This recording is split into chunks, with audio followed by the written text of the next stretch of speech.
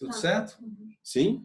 Ok? Beleza, então estamos gravando para quem ficar de fora conseguir assistir depois ou vocês conseguirem reassistir.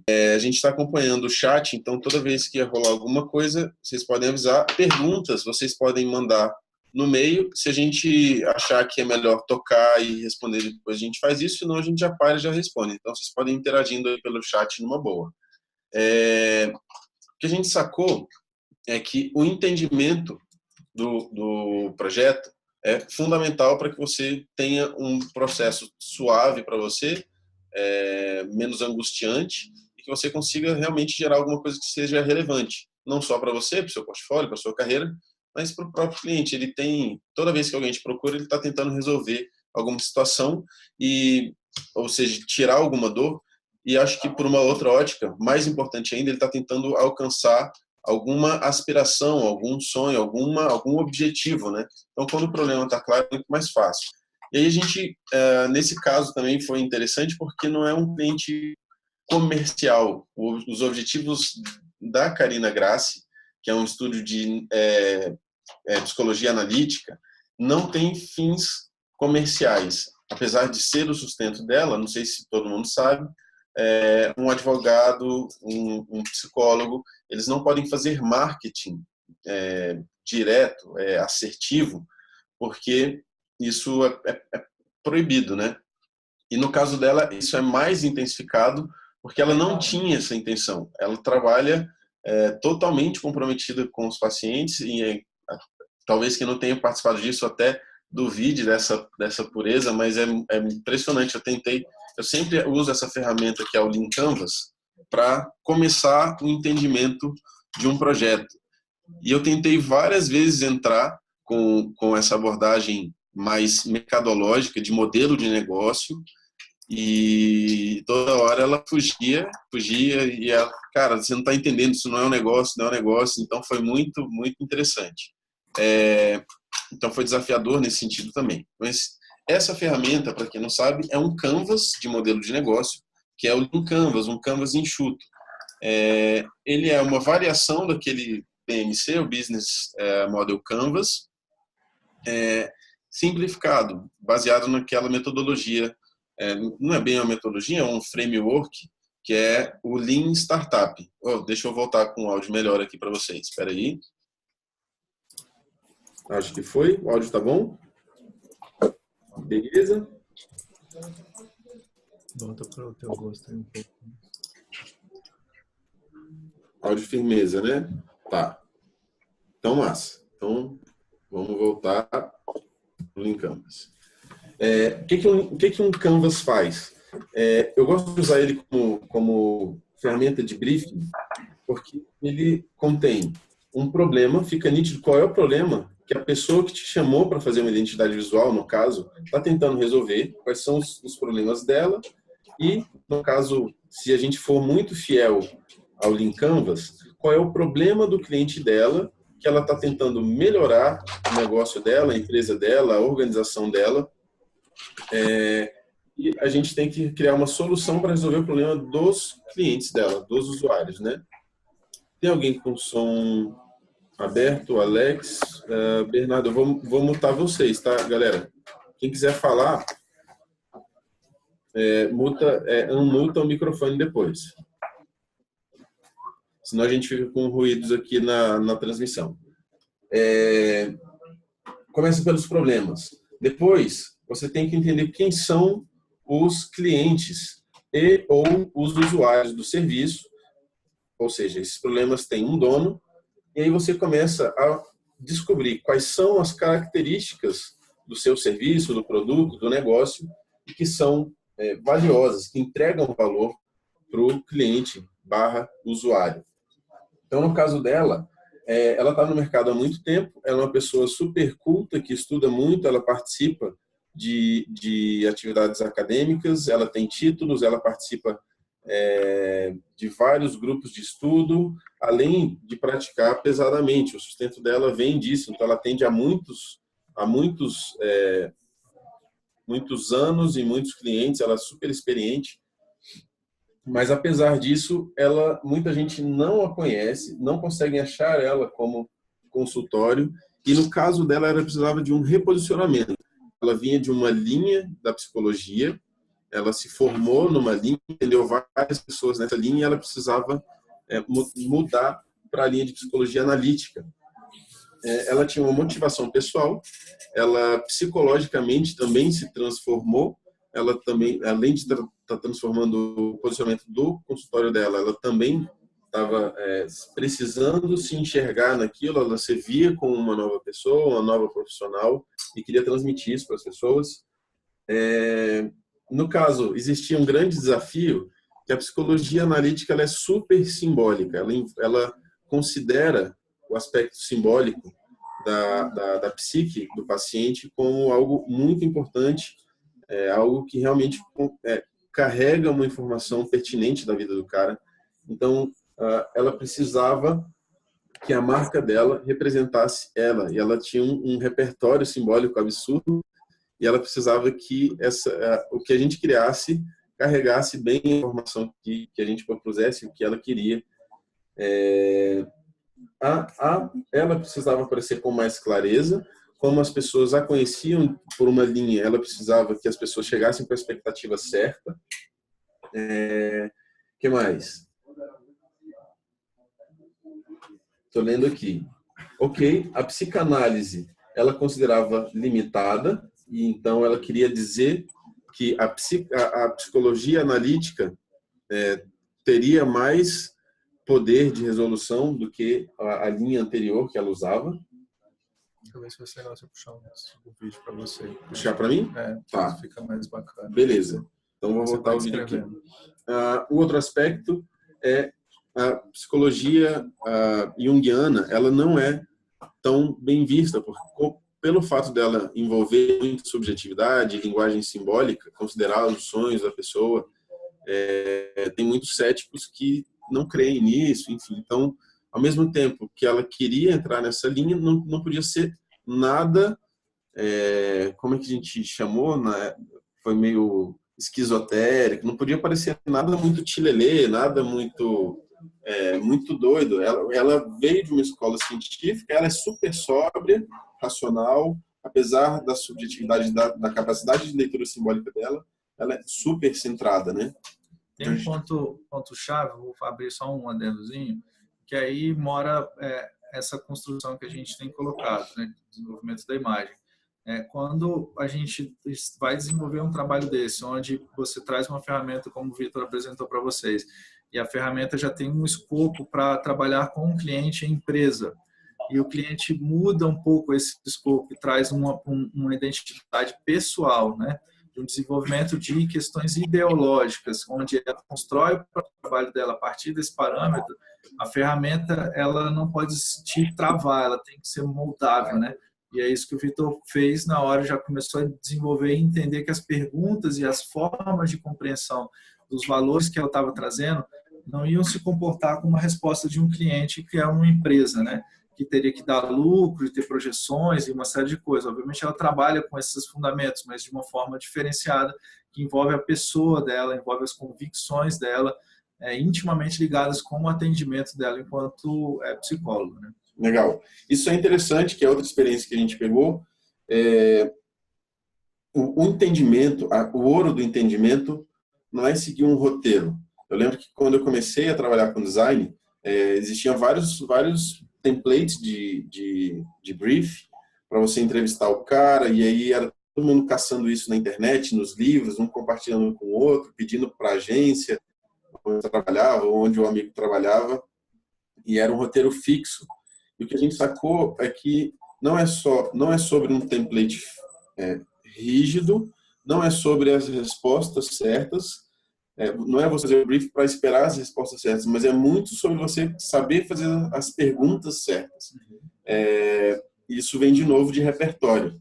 Mas existem algumas perguntas que sempre estão presentes e são fundamentais para o sucesso de um design feito profissionalmente, ou seja, com um processo consciente, controlado, induzido, onde você conduz o processo, que qual é o problema e onde você está tentando chegar com isso. Sim, qual é a motivação da gente fazer esse projeto. E muitas vezes, mesmo clientes que são corporativos, super profissionais, acostumados com a produção de produtos, com design de produtos no sentido amplo, de serviços, soluções, experiência em contratação de agências, estúdios, a pessoa não tem clareza de qual problema ela está tentando resolver e do que ela está tentando alcançar com aquilo. Isso em qualquer brief, em qualquer processo de briefing, num briefing você vai ter que tirar, né? Então a gente tem que ficar de olho. O cara, ele sempre vai escorregar e a gente tem que ir cercando ele para sair de lá com a resposta, mesmo que a gente tenha que ler nas entrelinhas, né?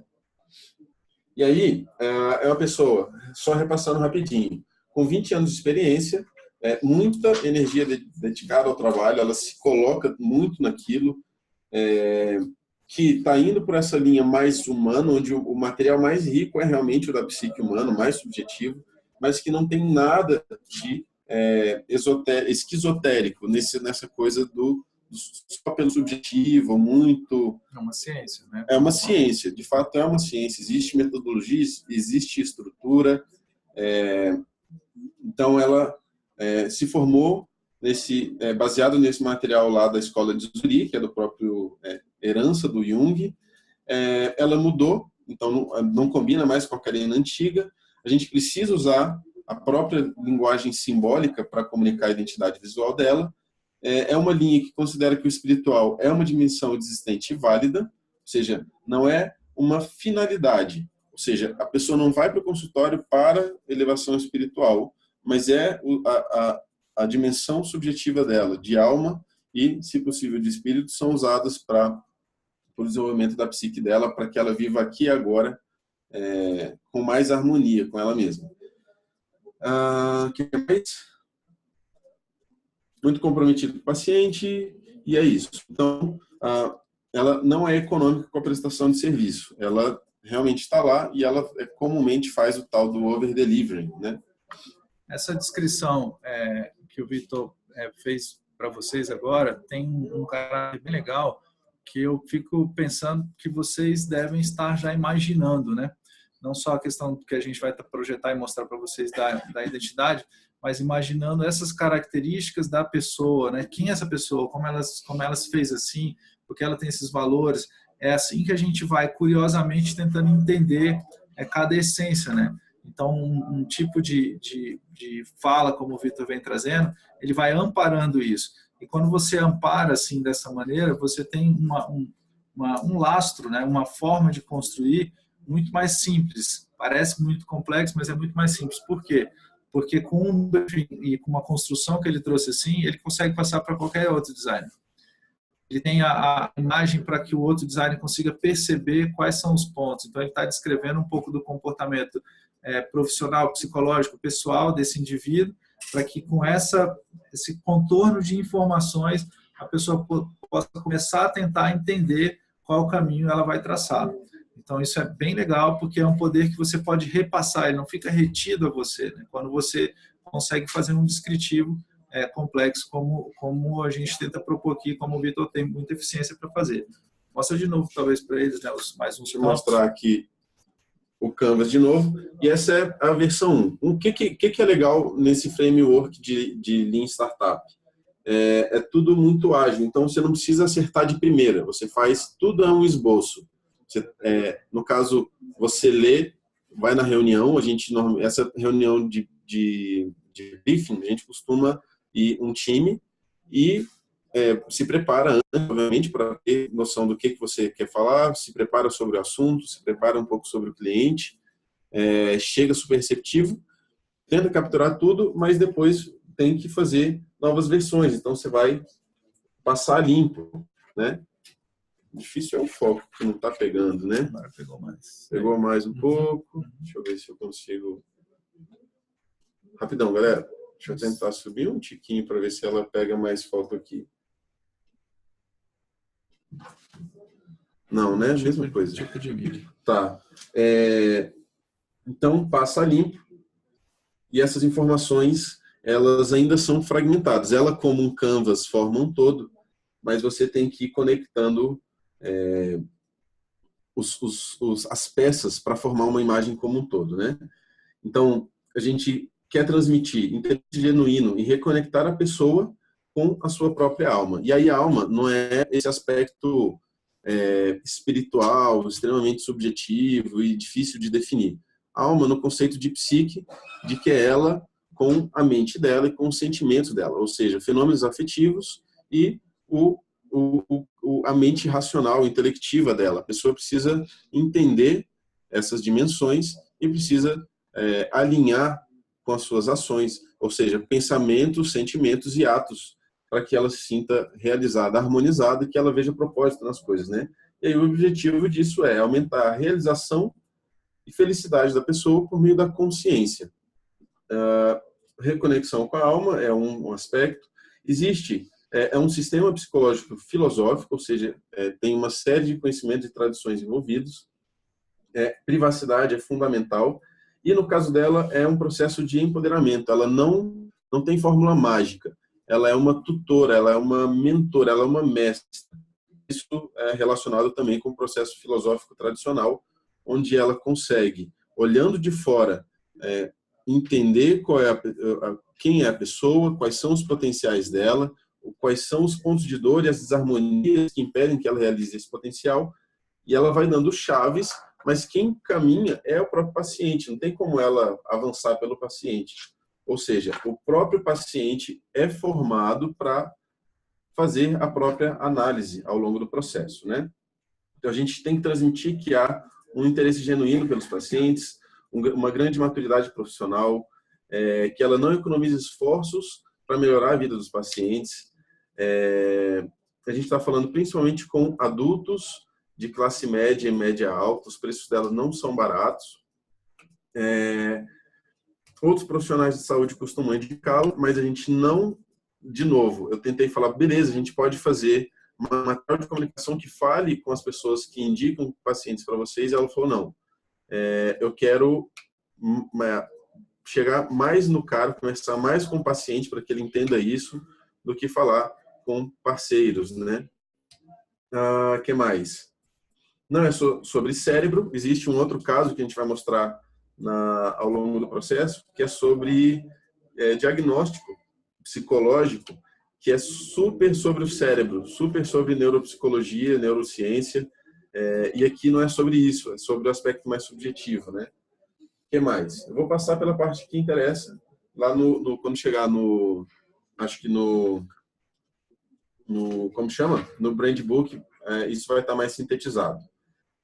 E aí, já nessa reunião, começa a surgir vários símbolos, né? A gente começou a falar de aspectos simbólicos, que ela falou, bom, eu estava vendo recentemente o símbolo da abelha, que significa experiência, e ela contou uma história, não sei nem se vale a pena, se vale a pena não, se pode, né? Ela contou histórias simbólicas, não, talvez muito aberto, isso aqui expõe a cliente, mas ela mostrou experiências simbólicas que ela interpretou e que aconteceu com ela, algumas sincronicidades e tal, e sugerindo símbolos. Então, já no processo de construção do brief, já começa a rolar uma troca entre a equipe de design e o cliente. Ele precisa participar disso, né? Vou perguntar para eles. Pessoal, até aqui tudo bem? Vocês estão entendendo a lógica do que a gente está fazendo? A gente está expondo para vocês essa prática inicial de reconhecimento não só obviamente do cliente, mas do que ele imagina, do que ele percebe, do que, né, que o Vitor começou a adentrar um pouquinho mais. Tudo tranquilo? Dê uns 3 ok aí que a gente se sente seguro. Pelo menos um ok, assim. Beleza. Tem uns 2, já tá massa. Beleza, vamos continuar. Então. Teve uma pergunta do Moisés, vou parar rapidinho. Esse Canvas, a gente pode disponibilizar, mas se você procurar no Google Lean Canvas, L-E-A-N, de enxuto, aparece alguns PDFs para você baixar. Isso relaciona com personas? Sim, isso se conecta com personas. Normalmente a gente faz um esboço, deixa eu voltar com a câmera aqui rapidão, faz um esboço de personas aqui, a gente responde alguns dados demográficos. Primeira coisa é você identificar quais são os perfis predominantes, de quem são os tais do early adopters, ou o principal segmento de cliente. Também é outra coisa que a gente percebeu que a maioria dos clientes rateia nisso. Que aí você fala, beleza, qual é o seu cliente? E ele fala, cara, o brasiliense. todo o Brasil é o brasiliense. É qualquer pessoa de 18 anos a 65, igual o perfil do Facebook, quando você vai anunciar alguma coisa, você fala, cara, isso é qualquer pessoa, quase qualquer pessoa vai de 18 a 65. E qual que é o lance? É um segmento de cliente primário. Todos os outros são colaterais. Então, é muito importante que no briefing você consiga identificar qual é o early adopter ou qual é o segmento primário de clientes. Ou seja, quem é que tem a dor que o seu cliente consegue resolver. Se você achar esse cara, com certeza já não vai ser todo mundo, não vai ser a mesma idade, etc, etc. Então, você já faz um esboço aqui.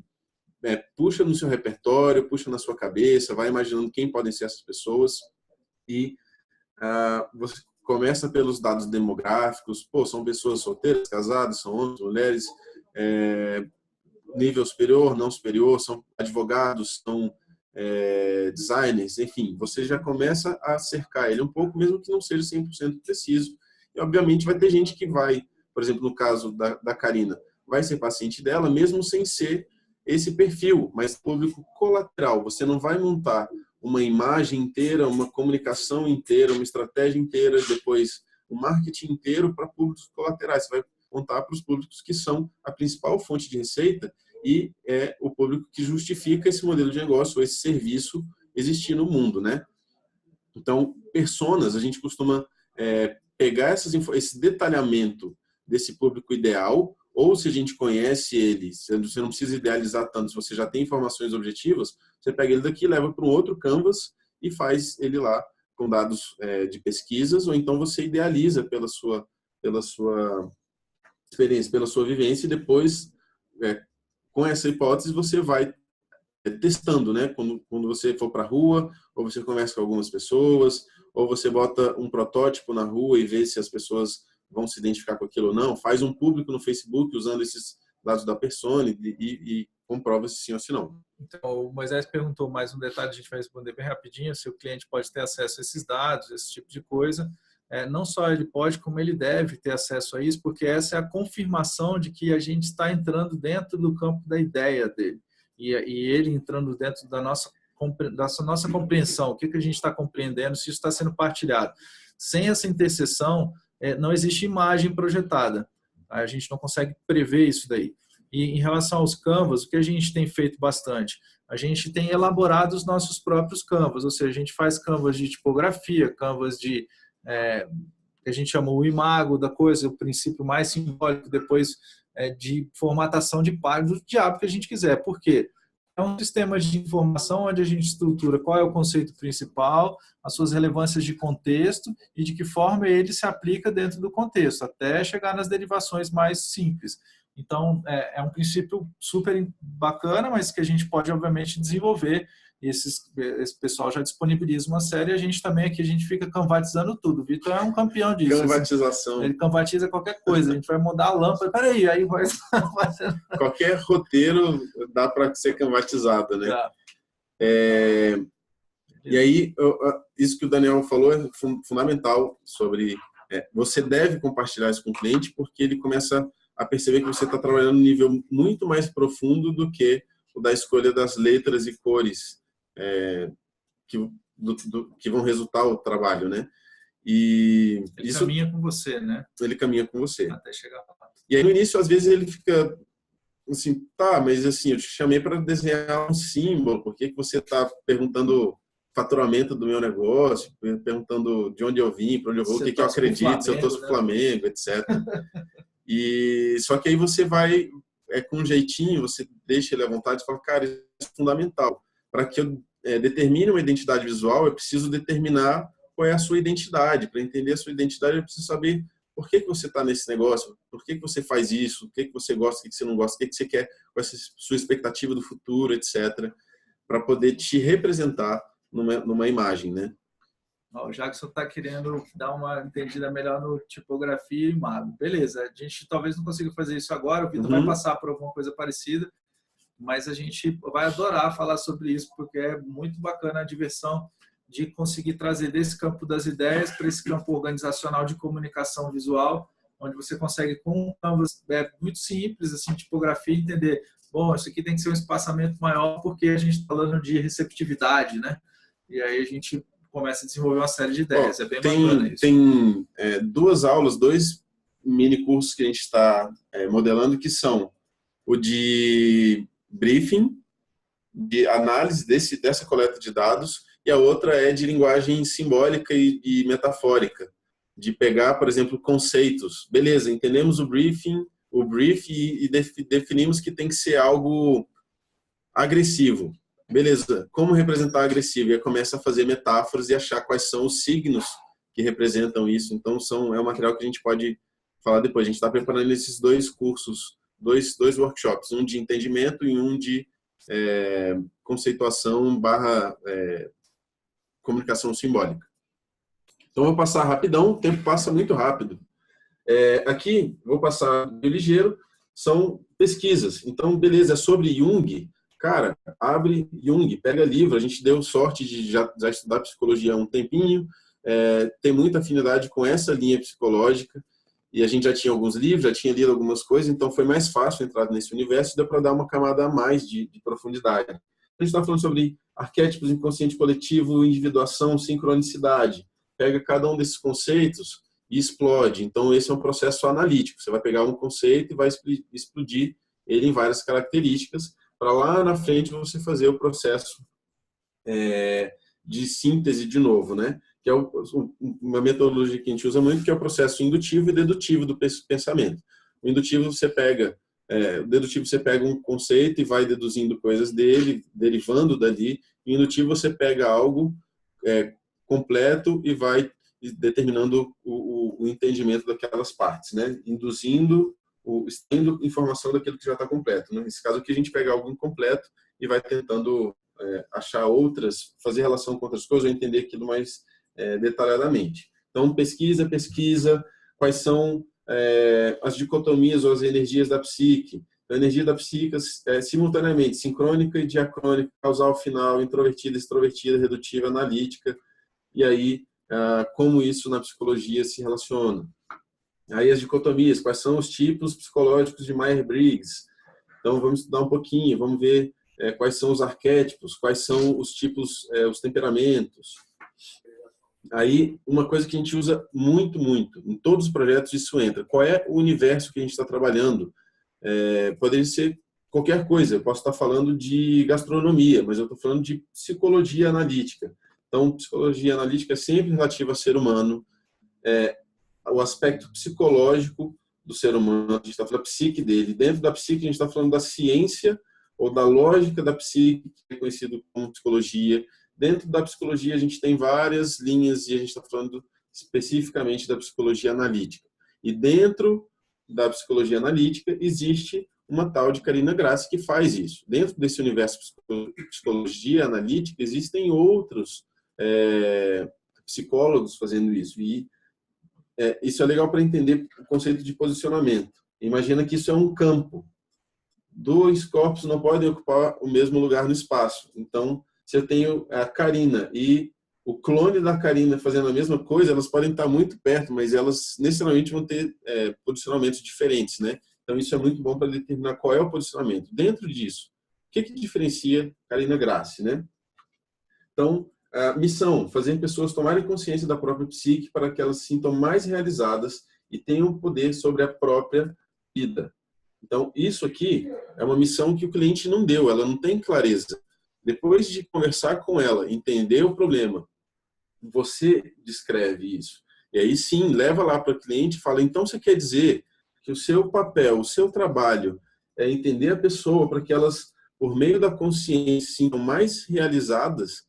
Aí ela fala, pô, é isso, então é sobre consciência. E o que é consciência? Controle sobre si. Tomar posse, ter consciência para alinhar a própria vida significa um processo de individuação. Eu me vejo mais como indivíduo, menos coletivamente. E consciência vai vir por meio de reflexões. Então, você vai construindo esse conceito junto com a pessoa. Qual que é o ouro disso? não só te possibilita fazer um projeto de design mais legal, como a pessoa que te contratou para fazer uma logo sai de lá com uma autoconsciência e uma consciência do projeto muito maior. Ela nunca pensou que a missão dela era essa, conscientemente, objetivamente, né? Tem um ponto legal, desculpa, vai Manda entrar aqui pra gente, vou voltar. Fico vendo um papel ali, fico estranho com vocês. Tem um ponto legal, que é super simples assim para a gente entender. A imagem, ela precisa de 2 componentes. Ela precisa de luz, fogo e precisa de ar, né, para ela surgir. Então, quando você acessa o cliente nas ideias que ele tem, que às vezes elas não estão tão claras, né? Ou seja, não tem tanta luminosidade. Quando você ajuda ele a enxergar com mais luminosidade isso. Claro que isso não é uma tarefa específica nossa, mas a gente não tem como construir uma imagem clara se isso não acontecer. Então, a gente sim participa disso, isso é um posicionamento nosso. E esse fator emocional também que responde muito, ou seja, ar. Então, quando você junta fogo e ar, você tem essa combustão e a imagem começa a aparecer para ele e para a gente, entendeu? Fica mais claro tudo isso. Então, não é uma análise só de informações de dados, mas sim uma conversa que envolve questões emocionais também, que é justamente o que colabora para que esse fogo comece a aparecer, ele comece a ter mais clareza das coisas que ele está posicionando, que ele está colocando para a gente. E aí é muito importante essas confirmações que o Vitor colocou. Então, não precisa ser categórico, falar, então a sua missão é isso. Não. Então, o seu compromisso com o trabalho, você está querendo fazer como o Vitor colocou mesmo. Então, é isso, você quer levar a consciência, ok, então o que é consciência para você? Aí descreve mais um pouquinho. Nessas falas, a imagem já começa a ficar muito clara, né? As coisas começam a ficar muito mais fáceis para a gente tangir o que a gente vai precisar para o desenvolvimento, não só, obviamente, de um desenho gráfico, mas de um comportamento desse desenho gráfico em relação às outras pessoas, ou seja, como ele vai ser comunicado também, né, que é fundamental. É legal. O que você falou e que eu lembro que rolou no processo, a Karina falou, pô, vocês são super psicólogos, assim, vocês têm um super jeito de psicólogo, e foi legal a gente também constatar isso, porque no fundo esse projeto, esse processo de fazer design é muito sobre pessoas. Você está gerando solução para a pessoa. Então você precisa entender de psique humana, qual é a realidade que ela vive, como você pode ajudar aquilo. E esse processo de estar com seu cliente, eduzindo, tirando de dentro dela essas informações, essa consciência para que ela consiga te transmitir, você transformar aquilo em algo pertinente, é um processo super psicológico. A gente acredita que o designer precisa muito entender de psicologia, o artista, o criador precisa entender muito de psicologia, né? E aí, outra dica eu já vi muitos designers, eu estou dando disciplina na universidade de identidade visual, e aí o cara faz um briefing que é um questionário. O cara manda lá um Google Forms gigante para o cliente, o cara já não tem relação nenhuma com aquilo, não tem trato humano para ele, aquilo é tipo perguntas que são saco, ele não entende o propósito daquilo, ele não sabe o cara manda como se conecta. Que ele mesmo não quer responder, né? Eu acho engraçado esses briefings. Você manda um monte de pergunta para o cara que se alguém te mandasse, você ia mandar ele para aquele lugar. Então, para que você manda um negócio dele? Esses briefings eu não... Pois é. Não, isso piora quando você pega o formulário dele ou você pega o seu formulário que você preencheu e devolve um documento do Word e fala assim, aprova para ver se é isso. Ninguém explicando para o cara não sabe assim, de onde surgiu essa informação, ou você usa um vocabulário que o cara não entende, o cara não se identifica com aquilo, você quer que ele assine, fala, beleza, esse é o brief do projeto, pode fazer qualquer coisa com isso que eu assinei. Cara, isso não tem, é tete a tete, mesmo que seja tete a tete igual a gente está fazendo, mesmo que seja uma ligação, mas é muito sobre pessoa com pessoa, né? Aí, vamos acelerar ainda mais, porque a gente tem mais coisa para mostrar e a gente tem que fechar às 19 em ponto, para poder ir dar aula também. Daqui a pouco tem outra aula, tá pensando? E aí você começa a definir qual é a sua imagem, qual é a sua essência enquanto marca, né? Então, o jeito da Karina é reconexão do paciente com a alma. Ela é uma grande mãe que não abandona, ela se envolve com o paciente, ela vai para casa pensando no que a pessoa está passando, ela passa a semana coletando informações para resolver aquele problema, para levar os insights na sessão seguinte. Ela é super centrada e sóbria, ela é forte, quando você fala uma coisa, ela fala não. Todas as vezes que eu tentava puxar para um modelo de negócio, ela falou, não é um modelo de negócio. Aí eu falei, mas o fator... Não, é um modelo de negócio, cara. Eu posso falar quanto eu ganho, quanto eu cobro por você, mas não é um modelo de negócio. Então, ela é super forte, super centrada, sabe? Uma personalidade firme, apesar de ser extremamente delicada e sensível. É realmente aquela imagem da matriarca, que é super acolhedora, que ela quer desenvolver a vida de todo mundo. Vai ter um monte de gente indo lá para a Karina daqui a pouco. É verdade, eu tô fazendo, não tô ganhando comissão aí falando disso aqui. É super delicada e sensível, e ela estava com essa coisa da imagem construída manualmente. Ela trançando, ela, no caso, como psicóloga, né? ela vai coisas manualmente ali no processo, né? Manuseando o paciente, o processo dele e tudo mais. E a gente começa a ver imagens. Ela não arrasta, ela indica, ela faz ver, ela não vê ela não tem como criar a visão, a clarividência, a visão clara no paciente. Ela vê e faz o cara ver, mas o cara tem que construir a própria imagem, né? Então ela ilumina o escuro dentro da pessoa. Aí você começa a fazer relações, analogias. Então é como se fosse, bom, uma vestal é mais ou menos isso, uma sacerdotisa, que ela vê e tenta traduzir isso para as pessoas. É o papel do sacerdote.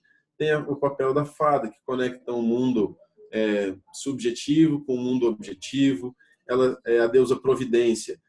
Já que a providência, ela é, na mitologia, uma figura ou uma força que ela só consegue ajudar, ela só consegue te ajudar com uma providência depois que você atua. Você tem que estar na ação.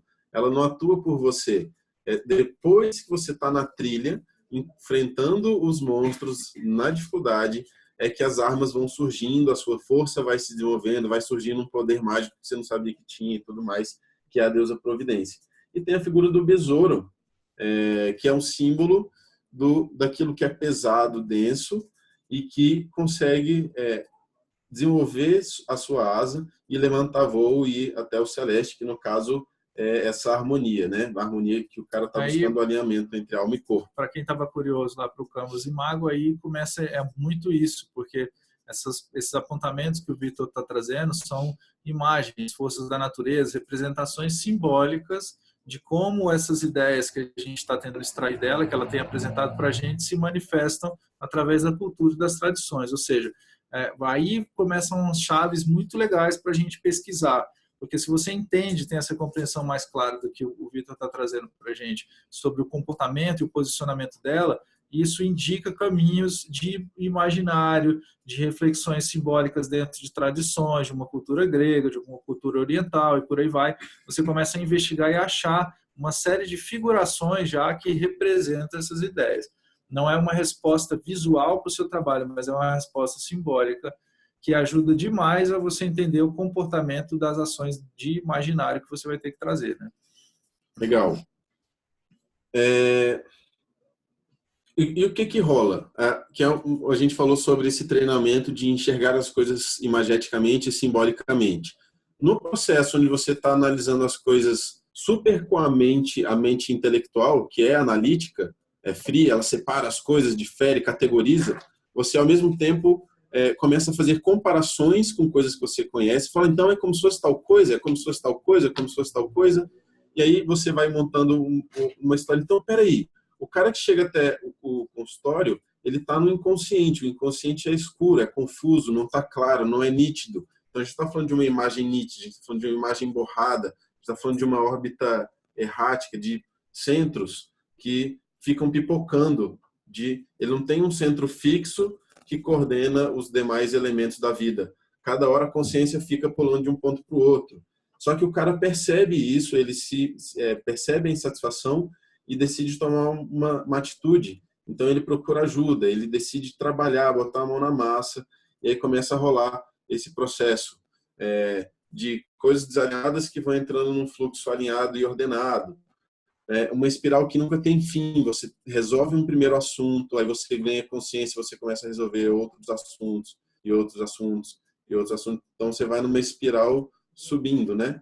E por aí vai. Então é sobre balancear céu e terra, não é sobre virar o tilelê, ficar falando só de assuntos subjetivos ou virar materialista e ficar só no objetivo. É sobre você reconectar todos os aspectos da sua vida. Então é sobre reconectar fios. É como se o cara tivesse uma chispa. Lá no fundo do escuro ele tem uma centelha. O papel da Karina, como guia, é pegar essa chispa e fazer ela alimentar e isso dominar, né? Então, aí começa a virar, a gente falando de coisas claras, objetivas, ordenadas. A gente está falando de caminhada, a gente está falando de transformação de uma coisa em outra coisa.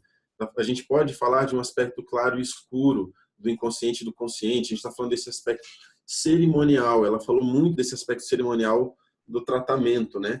De você conduzir aquilo muito puramente, muito engajadamente. Quando está ali, não está em outra coisa. De você se refletir sobre si mesmo, aspectos da própria vida. Isso é um aspecto cerimonial. E ver tudo como oportunidade, ver todos os símbolos, todos os signos como isso. E aí ter o opus como, que seria a iluminação, como meta, né? A pessoa no final ter o opus, que é aquilo que a gente falou no outro papel como um aspecto de iluminação, né? Então, vamos passar mais rápido. Então aqui, várias análises do mesmo conceito. Então, você pega um desses conceitos e começa a aprofundar. E você vê isso com outro aspecto, e por aí vai. Então, esse material, eu não sei se tem ele todo, mas ele está escaneado da época do projeto. A gente pode até disponibilizar por e-mail, se vocês quiserem dar uma olhada. Eu só vou conferir se não tem nenhuma informação sensível da Karina que a gente não possa revelar, mas eu acho que é tranquilo, não tem nada extremamente estratégico que exponha ela. E aí, vamos passar então, acho que a gente pode abrir o processo criativo. Antes de mostrar o que a gente apresentou, eu vou mostrar para vocês a primeira versão que a gente fez, que a gente apresentou, com todo esse processo, toda a síntese de tudo que a gente está mostrando para vocês. E a gente pegou o conceito do Ouroboros. Peraí, beleza, share screen. Que é a cobra que come o próprio rabo. E a gente fez uma comparação com o labirinto. É como se você fosse entrando no labirinto, como o Teseu, você tem que ir descobrindo, mapeando. A sua mente é o labirinto, e você precisa ir adentrando e saindo. A Karina não pode entrar por você, você tem que entrar e voltar e descrever o que você conseguiu, o que não conseguiu, o que você teve dificuldade, o que você não teve, perguntando qual é o próximo passo. E ela lá de fora, como se fosse uma sacerdotisa, ou aquela anciã, ela vai falando, faz isso. Agora guarda isso que você descobriu, volta até lá e descobre mais um passo. E você vai avançando até chegar no centro do labirinto e achar o Minotauro e derrotar, dominá-lo. Então você pega esse aspecto inconsciente animal, onde você só reage instintivamente às coisas, e se aposta daquilo. Então você ilumina o labirinto, né? Então aqui está o processo de construção. Inclusive a gente foi mostrando, explicando esses conceitos de uma maneira mais organizada, enxuta, não organizada, mas enxuta numa narrativa. E no papel A4, rabiscado. A gente pegou, imprimiu essas etapas. Então a gente está falando do hexágono que une céu e terra, que é aquele alinhamento entre céu e terra. A gente está falando dessa multiplicação, o céu e terra, tanto no aspecto arquetípico quanto no aspecto concreto. Então a gente está falando de uma figura geométrica de 12 pontas. A gente está falando da luz que emana de um centro para fora. Então a gente está falando não só das estruturas circulares, concêntricas, mas também de estruturas radiais. Esse raio é forte. É quando você toma essa decisão de posse sobre si, aquilo se torna super forte. E essa estrutura de 12 pontas que determinou os raios, ela desaparece. Aí a gente começa a construir o labirinto por aqui. Então, primeiro o círculo, ele vai se expandindo, várias camadas, como a psique tem várias camadas. Como é que a gente acha esse caminho? Abre um monte de figura de alquimia, abre figura do Jung, abre livro de geometria. Eu gosto muito de geometria, então eu tenho vários livros. Então é quase um dicionário, uma enciclopédia. Então você abre vários livros e vai olhando vários para ver o que eles... Vocês conseguem me ver também junto com a tela ou não? Não. Conseguem? Luiz vê. Então beleza, isso é muito bom. Então pega vários livros e vai vendo, é sobre isso que eu estou falando, essa estrutura não tem nada a ver, mas essa tem. E aí você vai fazendo uma coleção de signos, de coisas que representam as ideias que você quer comunicar. Então, vai expandindo. Nesse caso, se não me engano, tem 12 círculos, eu não me lembro mais. A gente pegou uma estrutura céltica de labirinto, que já eu vou mostrar para vocês. Isso aqui a gente foi mostrando passo a passo. E aí a gente identificou, dividiu de novo esses 12 raios em 6 quadrantes, de novo o hexágono, e começou a partir daqui emanar um novo pulso, né? Então vou passar rápido algumas etapas. Bom, aqui. Então ir aumentando um a um até fechar esse quadrante. Esse quadrante estava detalhado. Depois que esse quadrante está detalhado... Oi. Uma pergunta. O Mário perguntou se esse projeto gastou quanto tempo para reunir as informações. 2 reuniões. 2 reuniões, 2 né? reuniões. De 1 hora e pouquinho. Foi. E aí muito trabalho de escritório, de reflexão, essa interpretação de dados. Uma coisa que realmente ajuda muito é repertório. A gente já tinha bastante bagagem sobre esse assunto, isso facilita bastante, mas outros assuntos que a gente não tem é onde você vai sentar. Se você senta muito focado, pega um livro, abre que seja o Wikipedia, um dicionário, etimologia, que ajuda muito a você ter acesso ao significado original e puro daquele conceito, você consegue acelerar muito o conceito. E o que a gente, pela nossa experiência também, 1 hora que você conseguir fazer isso, talvez seja o entendimento que o cara não vai conseguir fazer na vida inteira dele, porque ele nunca vai parar para refletir sobre esse aspecto. Né? E essa parte assim, eu não sei, né, uma fala um pouco pessoal, mas eu acho que a parte mais gostosa de trabalhar com comunicação é quando você compreende outros conceitos e começa a entendê-los como imagem, como referência. Porque aí você ganha, além de ganhar um poder de executar tudo isso, você ganha também essa forma de comunicação nova na sua vida, né? Então, estudar e pesquisar sobre essas coisas é fundamental, assim, pelo menos no nosso ponto de vista. Aqui eu consegui um jeito de passar isso mais rápido. Então é como se fosse esse o processo.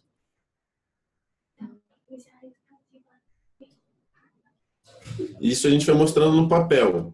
E aí começa a chegar na figura. Ela não sabia que era o labirinto ainda, né? Aí a gente mostrou o labirinto. E aí vou mostrar aqui a câmera rapidão. Deixa eu ver se eu consigo. Bom, você tem que stopear o share. Tem que stopear o share e voltar para a câmera. Aqui tem 2 peças. Elas são a parte e a contraparte desse símbolo. A gente recortou na silhuete e levou essa figura completa. Ela não conseguia ver o símbolo separado. Ela via uma figura completa e ela ia depilando. Na hora que ela depilou, botou ela para fazer a experiência, né? Ela tirou e no final ela desvelou essa marca. Esse símbolo, na verdade, é assim, que é ao mesmo tempo um labirinto e um Ouroboros, onde a espessura, o rabo, a cauda é mais fino do que a cabeça. E aí na hora que ela foi depilando, que ela foi tentando entender o que era aquilo, ela foi ficando assim com... você via o semblante dela de descoberta, de participação daquilo. E aí foi onde rolou a ruptura. Ela olhou, ela ficou tocada, só que ela falou, caramba, uau, peraí, isso é muito legal, mas não sei, não é isso. Ela teve uma reação super interessante na apresentação que o Vitor trouxe para vocês, na proposta dos conceitos, na derivação numérica, em todas essas formas de entendimento que a gente teve, ela acompanhou tudo e foi preciso. Assim, ela, nossa, tá... Aí, quando a gente mostrou o labirinto, fez esse processo, o impacto foi muito grande. Se fosse um cliente que não tivesse muita firmeza, muito provavelmente ele ia topar, porque ele entrou dentro do processo inteiro, né? Uhum. Mas tinha algumas ausências que ela teve que trazer de novo, então a gente fez uma conversa de novo nesse mesmo dia, sobre essa ação dela. A gente voltou lá para o início e foi recapitulando de forma dinâmica, rápida, porque essa informação já existia. E aí a gente teve um entendimento a mais, que é esse entendimento do artesanal, do humano enquanto processo, e de um espaço onde não tem um hermetismo, onde não esteja fechado. E aí eu e o Vitor olhando para o outro, sim, a Carol estava com a gente também, a gente, claro, né, isso tem tudo a ver, né, assim. Aí ela, pô, mas tá linda, o que eu faço com isso? Que eu vou, e agora, como é que eu vou fazer, tal. E a gente, não, calma. Aí eu tive que, né, peguei a reunião lá no meio e falei, calma todo mundo, vamos para o escritório, vamos fazer nossas coisas. Karina, relaxa, daqui a pouco a gente volta. E aí a gente foi e começou a conversar sobre isso, sobre essa ideia da artesania, e voltou um ponto que o Vitor deu para vocês aí no começo, que é o ponto do fio, né? Dessa pessoa que tece, dessa pessoa que conduz e por aí vai. E quando trouxe isso para a gente teve essa compreensão e uma transformação da forma, e isso eu acho muito importante para comentar com vocês bem rapidinho, é a forma em si, o que a gente apresenta enquanto objeto concreto, ele não é tão importante quanto a gente imagina, porque ele é mutante. As coisas são mutantes, assim, mas como a gente já tinha o eixo lógico do projeto, já tinha a síntese, já tinha a imagem dentro da gente, essa forma foi moldada e transformada muito facilmente. Assim, claro que exigiu trabalho, exigiu uma série de coisas, mas não teve aquele trauma, nossa, o cliente não aprovou, não. O cliente estava com a gente, entendeu tudo, a gente entendeu tudo, a imagem surgiu, mas tem uma outra forma para essa imagem, o que foi super engrandecedor para a gente. Foi muito legal, porque foi esse processo criativo para a gente é um processo de iluminação. Você sai do escuro, vai achando a luz, é muito semelhante a esse processo do paciente dela. E aí, quando a gente chega a uma solução, você está lá, pá, né? Iluminado, iluminei, achei. E aí, quando rolou isso, você volta de novo pro inferno, né? Simbolicamente falando, você volta de novo. E aí você precisa entender tudo de novo. E aí entra outra sacada, que é onde você tem que aprender a entender qual é o problema. Ela não estava fazendo objeção ao conceito, à missão, à estratégia. Era assim, cara, não é essa forma, é outro símbolo. E no caso, ela tinha conhecimento simbólico, ela falou, cara, é outro símbolo. Não é esse o significado. A gente tem que pegar outro aspecto e representar isso de uma maneira mais leve, contínua. Eu não tenho pretensão de iluminar o cara, fazer o cara virar Buda ou sábio. Eu quero que ele saia daqui um pouco melhor. Provavelmente eu vou morrer, o cara vai morrer e o processo vai continuar. Eu só quero participar dessa jornada, de uma etapa. De uma costura, né? De alguma coisa que trouxesse esse ponto. E aí, falando da costura, eu acho que dá para a gente já entrar no material final. Eu vou compartilhar a tela toda. Aí ela trouxe algumas referências. Deixa eu ver se eu puxar a minha... Será que eu consigo? Consigo puxar a minha aqui para o chão. Aqui vocês devem estar vendo a organização dos nossos arquivos, né? Então, a gente tem a pasta criação, marca, processo. Cadê? Insumos. Cadê? Tinha uma referência, eu vi isso hoje aqui, ideação. Ela falou, cara, uma coisa que eu não sei dizer conscientemente por quê, mas que é isso, é singelo, é delicado, ao mesmo tempo é forte, é amarrado, ele é estruturado. É esse trabalho dessa artista. Ela pega panos de renda antigos e ressignifica, coloca significado naquilo. E é um pouco do processo que ela faz. Ela pega a psique da pessoa e começa a tramar e usa a própria trama que já existe para gerar um significado novo, né? A gente falou, beleza, o lance do tecido, da linha. E ela tem muito de se colocar no trabalho e se enxergar como essa pessoa que está tecendo mesmo. De novo, aquela figura do símbolo feminino e matriarcal que vai construindo e construindo a vida, e construindo a vida, etc. Aí a gente falou, beleza, lascou, vamos começar a pesquisar isso, onde isso aparece, como representar isso. Deixa eu ver em qual momento isso apareceu. Não é 07 já era, ou é 06. Dá para ver algumas experimentações. No E04 foi onde a gente apresentou. Aí a gente voltou para o escritório e falou é um pouco como órbita, como o ovo que ele tem o centro que arquetipicamente é fechado, é circular, mas ele tem as ondas que emanam dele que vão se deformando, se alongando um pouco, é sobre órbitas que se cruzam, é sobre a interseção, é sobre a participação dela durante um momento só da vida do cara, aí é sobre as ondas e uma interferência dela nessas ondas do paciente. Aí a gente falou, tá, outro caminho é o caminho do entrelaçamento da corda, que vai se entrelaçando e formando um desenho. Aí aqui até já vai um estudo geométrico que foi posterior a... Cadê o processo? Você está com ele aberto no PDF. Aqui, ó. É porque aqui tem... Essa parte é importantíssima. A parte, beleza, é sobre barbante, é sobre linha, é sobre barbante, é sobre processo manual. Então, é isso, vamos fazer com processo manual. Então, desenha no papel esse processo da corda. Aí, pega do papel, constrói só um esboço bem tosco geométrico para imprimir. Imprime o gabarito, cola o barbante. E vai construindo esse entrelaçamento entre dois fios. Um fio dela, que é invisível, é o fio branco de Ariadne prateado, e o fio dourado, que é o fio do próprio paciente.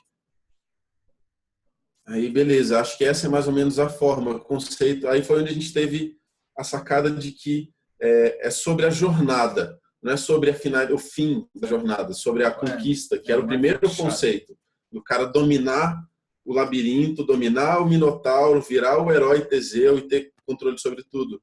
É sobre ele estar disposto a descobrir a si mesmo. E aí a gente falou, cara, volta lá atrás, a gente está falando que a vida do cara tem vários aspectos, ele é composto por vários aspectos, só que de uma maneira desgovernada. Não tem ninguém que governa essa hierarquia. E o processo de consciência, justamente, você fala, peraí, todos esses aspectos são meus, alguns aspectos não são meus, então limpa, e tudo que for meu vai ter que obedecer a um centro só, que sou eu. É a minha natureza, é a minha alma, é o meu potencial, é o meu arquétipo que vai fazer as outras coisas serem. Então, eu vou começar a ajustar todos os aspectos da minha vida de acordo com esse aspecto central que a gente está falando hoje, que é esse dogma que você determina, são seus valores, a sua ética. Isso tem a ver com a sua alma. Você fala, cara, é isso que eu quero fazer, é isso que eu acho bonito, é isso que eu acho que é felicidade. E é isso que eu vou fazer. Quando você firma pé, você se posiciona, aí todas as coisas começam a girar em torno daquilo. Então, esse processo é sobre isso. E determinar uma órbita. E não que os vários aspectos da sua vida tenham as suas várias órbitas erráticas, né? Onde você fica cada hora mudando de um lugar para o outro. E é isso que a gente tem que construir. Fazer o cara sair de um processo errático para um processo mais estruturado. Realmente criar uma órbita para ele, onde aqui no centro está a alma dele. E o processo do paciente com a psicóloga é esse processo de engajamento. São dois astros que decidem se engajar em torno dessa busca de orbitar em torno de um centro regular, geométrico, controlado, estruturado, né? Então, eles começam soltos, eles vêm soltos, aí começam os corpos a se atrair, rola uma gravitação entre eles, e eles começam a girar entre si, certo? Só que eles estão seguindo o movimento do próprio paciente. Então, isso vai gerando um vórtex, que é esse caminho onde eles estão se entrelaçando, tendo uma rotação rotação e translação ao mesmo tempo. Então, eles chegam abertos, aí eles se engajam, aí começam a construir essa órbita entre eles e começam a descobrir qual é essa órbita comum aos dois, até o momento em que isso vai se expandindo, naquele movimento espiral que tinha surgido lá no início. Então, eles vão expandindo a consciência, expandindo o domínio do paciente sobre si mesmo. Então, é o momento que ela interrompe o trabalho e a órbita do paciente continua, né? Bora lá, então, bora. Nosso... E aí, isso vira... não sei se todos chegaram a baixar o material, que é esse aqui é o Ouroboros, que é o Brand Book. Ele já está aberto aqui, então... essa foi a apresentação final. A gente, antes de chegar na final, a gente fez o protótipo de barbante, antes de construir a super geometria precisa, que eu gastei uma semana para construir só a geometria, a gente fez um esboço impreciso, levou o barbante e falou, Karina, esse é um novo conceito, vê o que você acha disso. Ela falou, cara, beleza, show, perfeito, é isso, manda ver. Uma vez que a gente conseguiu a aprovação do protótipo, a gente começou a afinar o protótipo e essa foi a versão final. Então, de novo, aquele esquema do universo, todo projeto, ou quase todo projeto, a gente faz isso para o cara se situar e a gente se situar. Aí primeiro símbolo, a gente está falando que o ser humano é um ser social, mas ele possui consciência individual. Então, ele precisa, é natural que ele busque a sua individualidade, ele precise sanar os seus desequilíbrios por meio da consciência, né? Aí aqui, uma imagem do Saturno, que ele devora os próprios filhos. O tempo passa, a vida naturalmente muda, só que se você não tem controle sobre ela, a vida tem controle sobre você. E você é devorado por ela, sofrendo as agonias de quem está sendo devorado pela vida sem ter controle, sem participar conscientemente daquilo, né? É bom a gente ir seguindo e aí dar um espacinho para eles falarem, né, com a gente. Tá bom. Aí tem a figura do Eros, que o Eros, ele busca aquilo que lhe falta e não aquilo que ele tem, aquilo que ele já tem, que ele considera muito. Então, o paciente é justamente esse momento em que ele percebe que falta, ele vislumbra a possibilidade do que ele pode ter e ele se apaixona por aquilo, ele gera amor por aquilo e ele se inclina nesse movimento. E a mesma coisa é a Karina, ela quer poder ajudar e ela também desenvolve esse amor pelo processo do cara. Aí a gente falou que o que é difícil é aquilo que a gente não domina, e a busca pelo que não é dominado, ele é um labirinto. Você tenta, erra, acerta, não tem uma receita certa, um caminho preciso para chegar a esse labirinto. Essa simbologia a gente já falou. Então, a gente resgatou o aspecto da Ariadne, dessa sábia que fica do lado de fora, e ela vai dando um fio, uma estrutura, condições e conhecimento, experiência para que o próprio paciente não se perca no processo dele, que é o que acontece muitas vezes quando a gente tem a psique desorganizada e tenta entrar no labirinto sozinho, é perigoso. Então ela tem esse fio de Ariadne também, além da tecelã, ela dá o fio para que o cara consiga ir e voltar nesse processo sem se perder. Então o elemento do fio fica, que é a Ariadne entregando para o Teseu o fio para ele ir lá e conquistar o próprio labirinto. Então, vou avançar mais rápido, o tempo realmente está acabando, e esse PDF a gente pode mandar o link para vocês baixarem por e-mail. Então, aqui os conceitos-chave. Aqui alguns signos que a gente acha que representam, são análogos ao que ela representa, então, metaforicamente falando. Aí a gente entra no signo. A gente está falando do labirinto, a gente está falando ainda do labirinto, mas de um outro aspecto, a gente ainda está falando do fio. Aí a gente mostra essas órbitas que se entrelaçam, a gente justifica que ideias viram números, números viram formas, formas viram corpos, e esse conceito da construção do universo é muito semelhante com a reconstrução ou a construção da psique individuada do cara. Aí a construção geométrica, permanece aquela estrutura de 12, que era do labirinto, com os raios também, os 12 raios, só que agora a gente precisa construir essa expansão, né? Então, são duas estrelas de 6 pontas que se entrelaçam, todos os diâmetros são arbitrários, podem ser mais espesso, menos espesso. No caso, eu busquei um sistema que mantivesse o máximo de harmonia entre os elementos que são diferentes entre si. Então, a gente vai ter espessura de linha, vai ter um tamanho disso, um tamanho disso, um tamanho disso. Tem raios diferentes de cada circunferência. Então, quanto mais elementos separados com uma unidade comum entre eles, mais harmonia você tem. Então, eu costumo construir uma escala de proporção áurea que mantém uma ligação entre todos os elementos de tamanhos diferentes, né? Não é só porque todo mundo usa a proporção áurea Behance, é porque a proporção áurea realmente mantém uma unidade na diversidade e aumenta a chance de harmonia entre esses elementos separados. Então, isso aqui foram feitos 1 milhão de testes. Vamos ver se é fácil achar isso.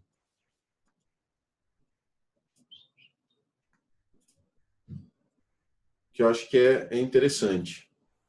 Só para a galera saber que não é de um momento para o outro que surge. Cadê? Vamos ver se esse já tem.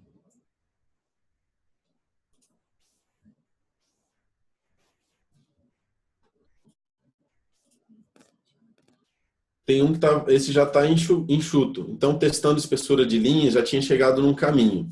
Testando a estrutura simples. Não sei se vai ser tão fácil achar, mas foram vários testes para até chegar numa geometria que agradasse. Então, não tem caminho fácil. Aqui é outro caminho, talvez esteja mais por aqui. Vamos tentar.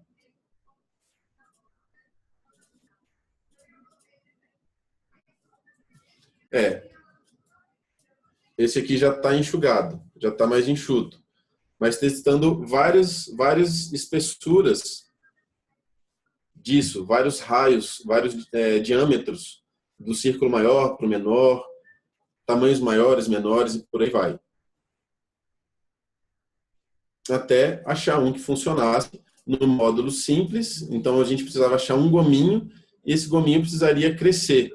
E aí a gente determina que ele vai aumentar 3,5% e vai rodar 30 graus para que ele consiga fazer os 12 gomos e no final se desencontrar aqui, dando essa ideia de que ele continua no final e tudo mais.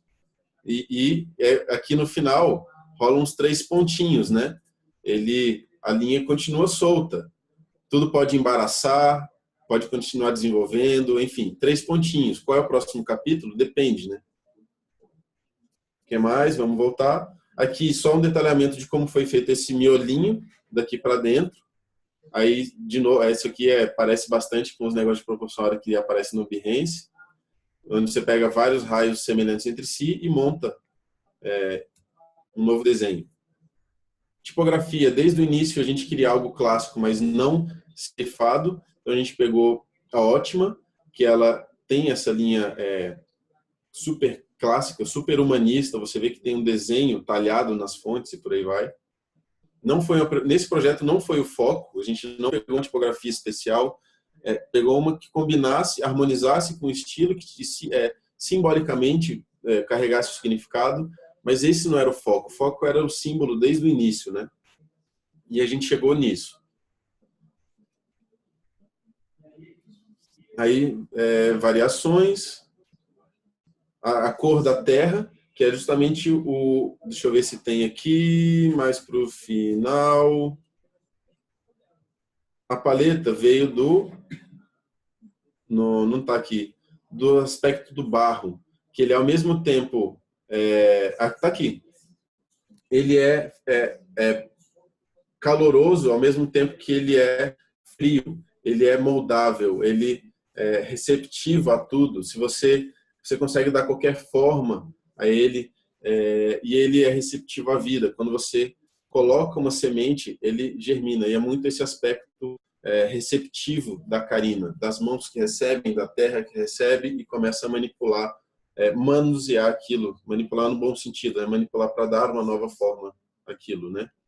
Então, todos esses aspectos que o Vitor trouxe e soube, né, mostrar e conduzir na fala, só para que a gente conseguisse chegar a esse desenho e essa figuração, esse campo simbólico da imagem, ele foi todo extraído da conversa, todo no desenvolvimento das ferramentas de captação dessa informação, ou seja, o preenchimento do Canvas, que é uma das coisas que eu vejo, eu também dou aula em faculdade, o pessoal tem muita preguiça de pensar sobre o Canvas no início. E tudo vai ser garantido, inclusive você ter essa percepção da cor, quando você tiver essas outras coisas desenvolvidas. Sem essas outras coisas desenvolvidas, é muito difícil você intuitivamente, eu acho que a cor ela não vai ser nada. Você vai chutar alguma coisa, você pode acertar, como você pode errar, e como você pode perder o projeto por causa disso. Então, é muito importante a gente ter, nesse desenvolvimento inicial, justamente toda essa espécie de cercar, né, todas as possibilidades de compreensão, gerar essa síntese Então, a gente é aquela velha ideia do avião, a gente precisa ter muita força para decolar. Então, essa muita força para decolar é conceituar muito bem o seu projeto. Conceituou muito bem, quando ele vai pensar na cor, ele já precisa de muita coisa, a informação já está com ele. Então, putz, é uma cor que tem que ter essas características. Qual cor tem essa característica? Aí é só olhar que elas respondem. A gente tem que sempre fazer a pergunta certa, porque a informação está no mundo, ela está objetiva para a gente. Mas se a gente não tem as perguntas certas, não cerceou essa imagem, ela não aparece para a gente. Não vai ser assim. Então, o trabalho mais importante, esse trabalho para a gente foi super importante por isso, nesse sentido de ver que é muito possível você ir desenvolvendo alguns outros projetos que a gente vai mostrar para vocês nos outros cases, é justamente uma capacidade forte de conceituação bacana, de desenvolvimento desse simbolismo, de todas essas características para chegar no final e ter um controle do projeto.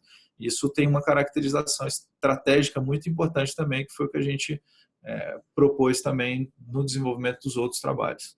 Legal. Beleza? E, bom, é isso. Realmente o relógio estourou. Esse PDF tá para vocês darem uma olhada. Eu vou mandar para vocês. Daí vocês podem ler esse texto, que eu acho que lá no Behance nem está legível.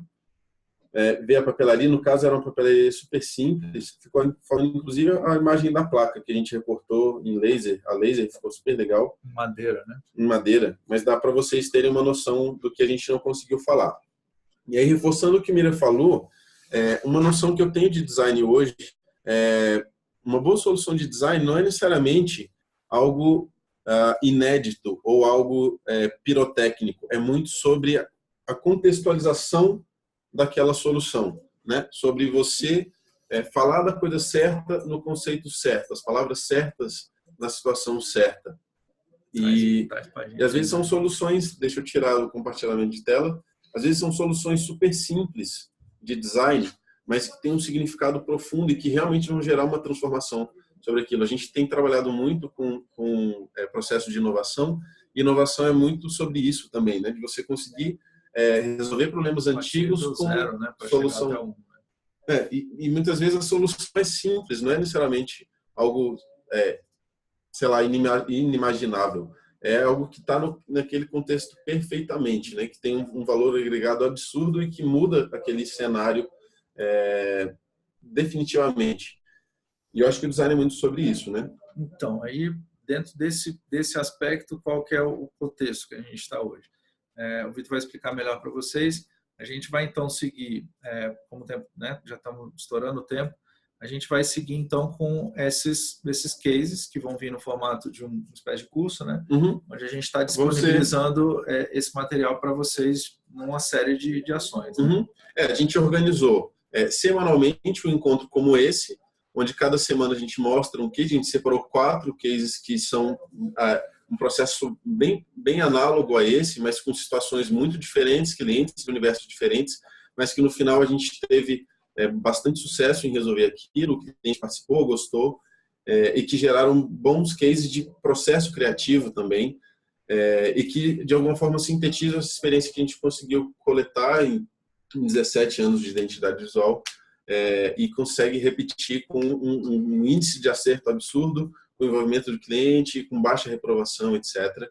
Então vai, começando na terça-feira da semana que vem, até o dia 12 de dezembro. Então seriam 4 cases, um último encontro, onde o Daniel Mira vai voltar e rever esses 4 cases com uma ótica diferente. Um bônus, que é o modelo de pitch que a gente usa para fazer esse storytelling ou essa narrativa de construção da ideia para compartilhar com as pessoas, e um segundo bônus, que é um 6º encontro, no caso um 7º encontro, que é uma pro-call, uma ligação profissional, onde a gente pode fazer uma sessão de 1 hora e pegar dúvidas que vocês têm, coisas que vocês trouxeram. São 4 cases, com processo análogo. Um 5º encontro, que é o Mira revendo esses 4 cases com uma outra ótica. Um 6º, que é um encontro desse de 1 hora, 1h30, onde a gente vai mostrar essa estrutura de pitch, de design, onde você estrutura esse storytelling para organizar as ideias e conseguir transmitir para o cliente para ele entender, e um 7º encontro, que é a Pro Call, onde a gente vai pegar esse encontro de 1 hora, o 7º encontro, para vocês trazerem as dúvidas e a gente responder, uma espécie de mentoria online. E a partir de amanhã isso vai estar disponível. Não sei se já está disponível, tá, Nando? Tá? Tá disponível? Pode. A pessoa falou que já está pronto, na verdade, que está disponível o link. O 6º e o 7º encontro, a gente, a princípio, só vai disponibilizar para quem participou do webinário. Ele não faz parte do pacote de 5 encontros, né, que são 4 mais esse bônus, que é o Mira revisando todo o trabalho. Então, se vocês quiserem entrar lá e dar uma olhada, essas próximas 5, 6, 7 semanas vão ser intensas por isso. Pode ser que a gente feche antes das 7 semanas, esses últimos bônus a gente pode fechar numa semana só, não precisa dar um espaçamento tão grande para vocês amadurecerem um case para o outro, etc. Mas a previsão é de finalizar na semana do dia 12 de dezembro. E a ideia é a gente fazer ao vivo, online, como está aqui, mas isso vai ser gravado e disponibilizado por e-mail para vocês, num link, para que vocês consigam assistir de novo, e quantas vezes vocês quiserem, e nos horários que vocês quiserem. Então, dêem uma olhada, se vocês souberem de alguém que acharia legal compartilhar esse processo, a gente compartilha esse processo com essa pessoa, com você, dá uma entrada, entra lá, dá uma olhada, e para a gente vai ser maravilhoso. Isso é o que a gente mais gosta de fazer, além do processo criativo, é de compartilhar o processo criativo. E é isso, tá feito o convite, né? Tá. Essa é a ideia que a gente surgiu muito de conversas com, né, o Vitor, inclusive no Behance, o pessoal perguntou muito, e a gente viu que abrindo o processo, abrindo aquilo que a gente faz, como a gente faz essas coisas, talvez colabore bastante com vocês para justamente ter esse desenvolvimento né, de compreensão e de reflexão no mundo objetivo, na forma de comunicar. É uma maneira boa de vocês estarem entrando nisso, com um formato de curso simplificado e também, obviamente, com um valor super em conta para esse tipo de processo. Uhum. Então, a gente está nessa linha. Qualquer dúvida, manda para a gente. A proposta, essas questões aí, o Mário está perguntando se vão ter alguns exercícios. Eu acho que uma boa, nesse que o Vitor já propôs, é que a gente possa escutar vocês nesses pontos, né? Eu vi que tem algumas perguntas aqui. A gente sim tem uma maneira de flexibilizar, de entender essa parte do que vocês estão necessitando dentro do fluxo, né? Eu acho que sim, um exercício bom, a gente não programou enquanto exercício, mas com certeza o preenchimento dos canvas, com o desenvolvimento do seu próprio projeto e algumas perguntas relativas a isso, e formulações, né, de formas de estruturar o seu próprio canvas, eu acho que já é um excelente exercício para isso aí. Eu tenho uma sugestão, juntando o que o Mira falou com o que o Mário sugeriu, ao invés de a gente fazer 2 Pro Calls, a gente faz, ao invés de fazer uma, a gente faz 2, uma no final, mas a gente pode fazer uma no meio, onde a gente pode mandar os canvas para vocês, disponibilizar, e vocês vão tentar aplicar, vão aplicar nos projetos que vocês estão fazendo, ou no estúdio, na empresa onde vocês trabalham, ou com clientes de vocês, e a gente responde isso numa call de 1 hora, né? Sim. Em vez de fazer uma, a gente faz 2. A dinâmica de cada um tem questões, né, pertinentes, há amarrações, né, em um ponto ou em outro. Eu acho que conversar é bacana. Beleza? Beleza. Valeu, galera. Foi muito fera. Espero que tenha sido legal para vocês. Para a gente é maravilhoso sempre. Espero que seja rico para vocês ter passado essa 1 hora e meia aí com a gente. E até a próxima, né? A gente se vê. Espero que na próxima terça-feira, para a gente botar a cabeça para ferver e aprender rápido. O que a gente sacou é que quando a gente conversa, a gente aprende 1 milhão de vezes mais rápido. Eu tenho feito isso o tempo inteiro, Mira, Carol o tempo inteiro e o time também. Quando a gente senta para conversar, é muito, muito rápido. Então, beleza. Valeu, galera. Espero que vocês saiam acelerados aí. Abraço. Tchau, tchau.